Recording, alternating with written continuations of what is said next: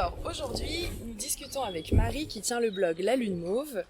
Ce blog nous a beaucoup inspiré au début de notre projet, et notamment pour construire notre site, et nous sommes ravis de pouvoir enfin la rencontrer aujourd'hui au cœur du parc du Tabor à Rennes, pour discuter avec elle de son rapport au voyage et de son expérience de blogueuse. Bonjour Marie. Bonjour. Merci d'accorder un peu de ton temps pour partager tes idées sur le voyage avec nous. Et pour commencer, on voulait savoir si tu pouvais te présenter en quelques mots pour nous expliquer d'où tu viens et ce que tu aimes faire dans la vie. Oui, alors je m'appelle Marie-Gilles, j'ai 40 ans, je suis née à Strasbourg, mais ça fait une dizaine d'années que j'habite en Bretagne, à Rennes et maintenant à la campagne au sud de Rennes. J'aime bien dire que j'ai une double vie, je suis designer le jour et artiste la nuit. J'entends par là que mon métier salarié c'est d'être designer et quand j'ai du temps libre, je crée, je fais de la gravure et j'écris dès que j'ai un moment libre. Voilà.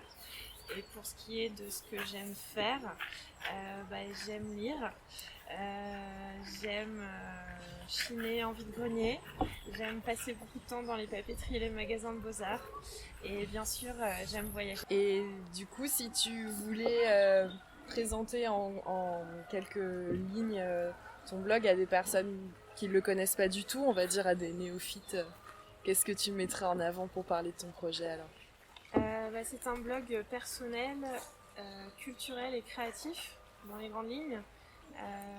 J'y parle, comme tu l'as dit, de voyages que je qualifie d'insolites, c'est-à-dire j'adore tout ce qui est curiosité, avec une forte dominante sur le macabre et le funéraire, parce que j'aime beaucoup les cimetières et c'est quelque chose que je photographie beaucoup pendant mes voyages. Mais de manière plus générale sur tout ce qui est art brut. En fait, mon blog, c'est une ode à tout ce qui est inhabituel, tout ce qui est en marge, hors norme. Ça me touche beaucoup. Je parle aussi de mes expériences créatives, en fait, quand j'utilise des nouvelles techniques ou même quand ça foire, les solutions que j'ai trouvées, parce que ça fait partie du truc. Voilà, et je partage aussi beaucoup mes émotions, notamment avec la musique. En rapport, je pense que la musique joue un rôle assez important par rapport à la Lune Mauve. Voilà. Et donc tu disais que ça se perdait un petit peu l'attrait pour les blogs personnels à cause des réseaux sociaux. Pourtant, tu es aussi pas mal sur les réseaux sociaux. Est-ce que ça t'apporte quelque chose quand même en termes d'interaction, notamment avec ton lectorat? Comment tu articules tout ça? Ouais, énormément en fait. Je pense pas que les deux s'opposent. Loin de là, je pense que ça peut fonctionner ensemble. En fait, j'ai toujours été assez fan de l'idée d'avoir une petite maison sur le web. Donc ma petite maison sur le web, c'est mon blog. Et après, je viens lancer de l'amorce un peu à droite à gauche. Donc je pense que les réseaux sociaux me permettent peut-être de toucher des gens en périphérie, on va dire un peu de ce noyau dur. Comme n'importe quelle personne qui partage des choses sur Instagram, quand quelqu'un partage mon travail, forcément ça me permet à mon travail d'être un peu plus connu, en tout cas de toucher d'autres personnes qui ont des centres d'intérêt communs, et ça c'est hyper précieux. Et tu as aussi une rubrique en plus qui est l'antichambre, qui est seulement pour une partie des personnes qui te suivent. Donc ça te fait encore un contenu supplémentaire à gérer. Comment ça t'est venu cette idée Alors oui, l'antichambre, c'est en quelque sorte, pas vraiment des articles secrets, j'aime plutôt dire que c'est des articles discrets, parce qu'en fait, il suffit de s'abonner à mon blog, soit par email, soit avec RSS, pour y avoir accès. Donc c'est absolument pas payant. Mais il y a ce petit effort de devoir s'inscrire, on va dire, de suivre mon blog. En échange, tu as accès effectivement à des billets plus personnels, je pense.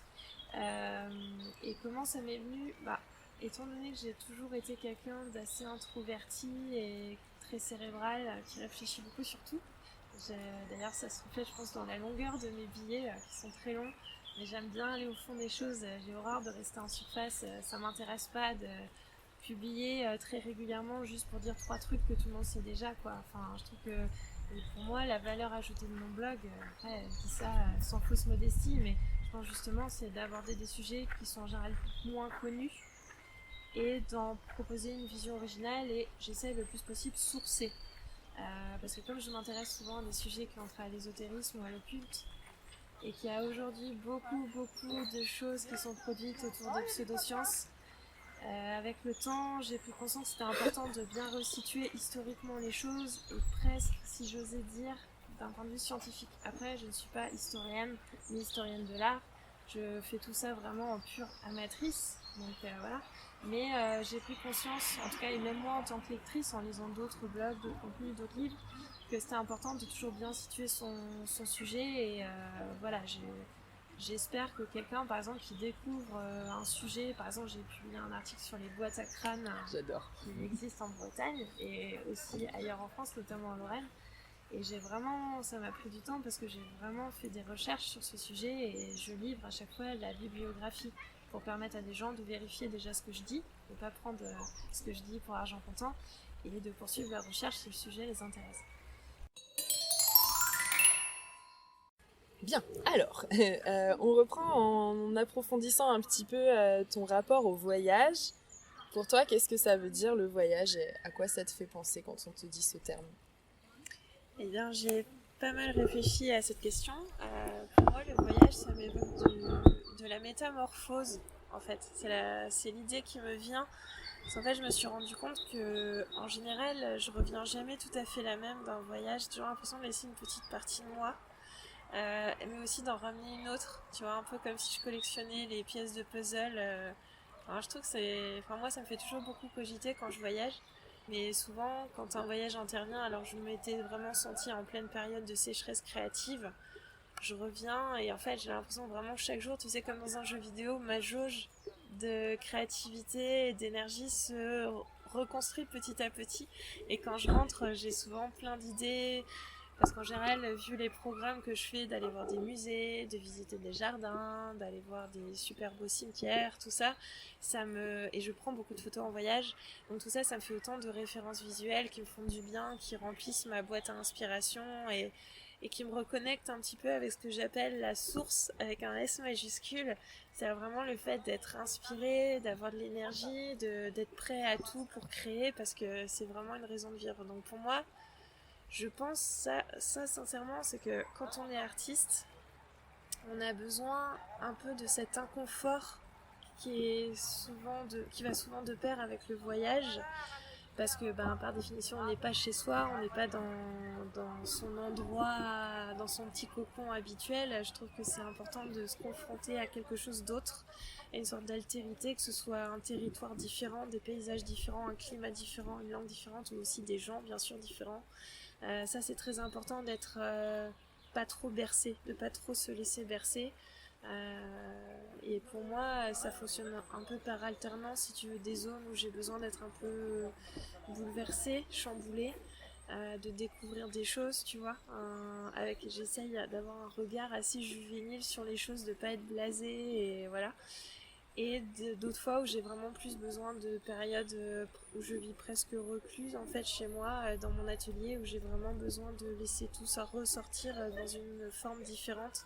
Pour moi, le voyage, c'est ça, c'est une métamorphose, et notamment artistique. Je pense que le premier voyage que j'ai kiffé de tout mon être, c'était un voyage à Venise avec ma famille, mes parents et ma soeur. Déjà parce que pour y aller, on prenait le train. Et en fait, c'était un train de nuit, train couchette. Donc déjà, c'était un peu... c'est la première fois, je crois, que je prenais un train couchette. J'étais adolescente à l'époque, je sais pas, j'avais avoir 16 ou 17 ans. Et j'avais passé toute la nuit dans la couchette. À l'époque, j'avais un Discman. Donc les plus jeunes qui écouteront ce podcast ne comprendront pas de quoi il s'agit. C'était un petit appareil électronique qui permettait d'écouter des CD. Donc des disques, voilà. Et donc j'écoutais toute la nuit, j'écoutais du black metal. Et donc au petit matin, on arrive sur la lagune. Le train arrive où t'as vraiment juste la voie du chemin de fer qui passe sur un pont. Il n'y a que ça, et tu arrives dans un univers où il n'y a aucune voiture. Et déjà ça, c'était pour moi un choc esthétique incroyable, vraiment de découvrir cette ville presque un peu fantôme, tu vois, sous la brume et tout. Donc ça satisfaisait beaucoup la jeune gothique que j'étais. Mais l'impression la plus forte qui me reste de ce premier voyage, c'est justement une île qui est à côté de Venise, à laquelle on accède en bateau, en vaporetto, qui s'appelle San Michele, donc Saint-Michel, et qui est en fait une île cimetière. Donc c'est littéralement l'île des morts. Elle existe, c'est près de Venise, et c'est un cimetière absolument sublime. Bon, évidemment, il y a des parties plus anciennes ou plus modernes, mais la partie la plus ancienne, c'est vraiment tout ce que tu peux imaginer. Enfin, quand tu aimes les cimetières, et cette esthétique-là, c'est des magnifiques statues de pleureuses, c'est des arbres, des lianes qui se mettent dans les tombes. Enfin, tu vois, c'est vraiment cette esthétique-là. Y a des épitaphes très romantiques, il y a des grands musiciens qui sont enterrés, enfin bref, et ça m'avait complètement chamboulé cette vision-là. Et j'ai eu la chance, grâce à mes parents, de pouvoir voyager, et c'était souvent des voyages où il y avait une forte coloration culturelle, et souvent on visitait des cimetières quand il y avait quelque chose d'historique ou que c'était particulièrement esthétique. Ma mère est artiste et elle était professeure d'art plastique et donc très férue d'histoire de l'art. Et ça m'a évidemment beaucoup influencée pour la suite. Est-ce que, à part ce premier voyage avec cette dimension un peu initiatique, vraiment un de tes meilleurs souvenirs de voyage qui te revient comme ça, ou une anecdote, un truc qui t'a rendu heureuse ou qui t'a fait du bien Un moment parfait, c'était justement dans les Cornouailles, donc c'est au sud-ouest de l'Angleterre. Et ça ressemble un petit peu à la Bretagne, mais en différent. Il y a quand même un truc très très britannique là-bas. Il faisait extrêmement beau, un peu comme aujourd'hui. Tu vois, un temps très lumineux, printanier, frais. Donc ce que j'adore. Le printemps est ma saison préférée. Et on a visité, enfin notre objectif c'était d'aller dans un bled, un tout petit village qui s'appelle Boscastle, parce qu'il y a le musée de la sorcellerie. Donc évidemment ça m'a beaucoup parlé, mais en fait j'ai adoré le musée et j'en ai parlé sur mon blog d'ailleurs. Mais ce qui m'a le plus marqué de cette journée-là, c'était pas ça. C'était de faire une promenade dans la forêt, juste à côté du musée, pour aller jusqu'à une petite église qui s'appelle Minster Church, pour aller voir la tombe d'une prétendue sorcière qui s'appelait Joan Vitt, ce qui veut dire Joanne la Blanche. Et ça aussi, c'est une histoire que j'ai racontée sur la Lune Mauve. Et ça, écoute, c'est indescriptible, et ce serait vraiment difficile pour moi de t'expliquer avec des mots ce que j'ai ressenti. Mais juste ce chemin de bon matin dans une forêt anglaise, à la recherche d'une toute petite tombe flanquée d'une triple lune, et découvrir en fait géologiquement c'est un endroit où il y a des rochers absolument magnifiques, tout le sol de la forêt était recouvert d'ailes des ours, c'était extrêmement poétique. Et quand on a enfin trouvé la toute petite tombe, c'était juste merveilleux. J'avais l'impression d'avoir décroché le Graal, enfin je sais pas, une sensation indicible. Et après, j'ai davantage creusé l'histoire de cette prétendue sorcière et c'était absolument captivant aussi. Est-ce que, à l'inverse, t'as un souvenir vraiment de grosses galères ou de cata qui t'est arrivé en voyage dont tu voudrais nous parler? Ouais, bien sûr. Il y a quelques années, j'étais à Édimbourg et le dernier soir de notre voyage, on avait beaucoup marché pendant ce voyage, mais vraiment beaucoup. Et j'étais vraiment très fatiguée à cette période de ma vie. Et le dernier soir, je suis tombée des escaliers qui sortaient de l'hôtel, si tu veux, et je me suis cassé le coude. Donc très super dernière soirée, j'ai été aux urgences, j'ai passé la soirée aux urgences, on m'a mis un énorme plâtre et le lendemain on devait rentrer, on avait une journée entière à prendre un énorme bus qui descendait d'Édimbourg jusqu'à Londres, je crois, on devait reprendre l'Eurostar, enfin tu vois, un voyage d'une dizaine d'heures. Je ne pouvais absolument pas porter mon énorme sac dans lequel évidemment il y avait 5 ou 6 kilos de livres que je ramenais, donc mon compagnon a dû porter son énorme sac rempli de disques plus mon énorme sac rempli de livres. Mais voilà, et quelques jours plus tard, une fois rentrée à Rennes, j'ai pu être opérée, mais ouais, c'était vraiment pas marrant.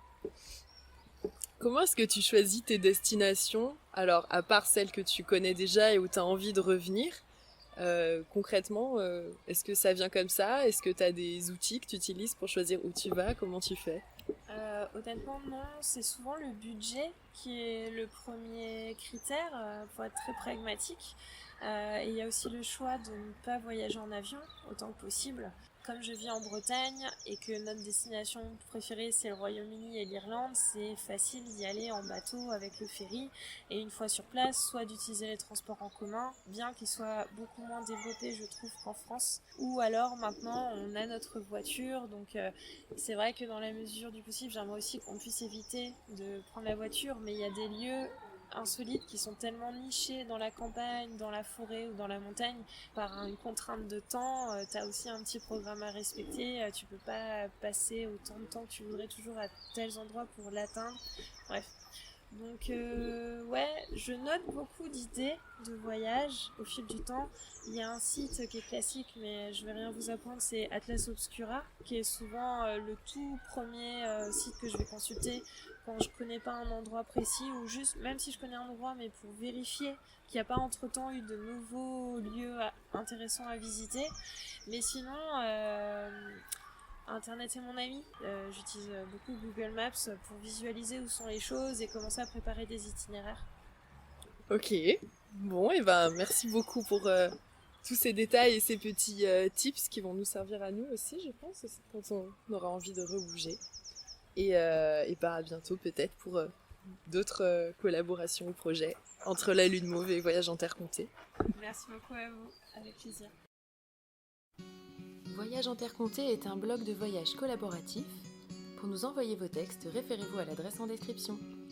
Le blog vetcprojet.fr vous propose chaque semaine un nouvel article illustré.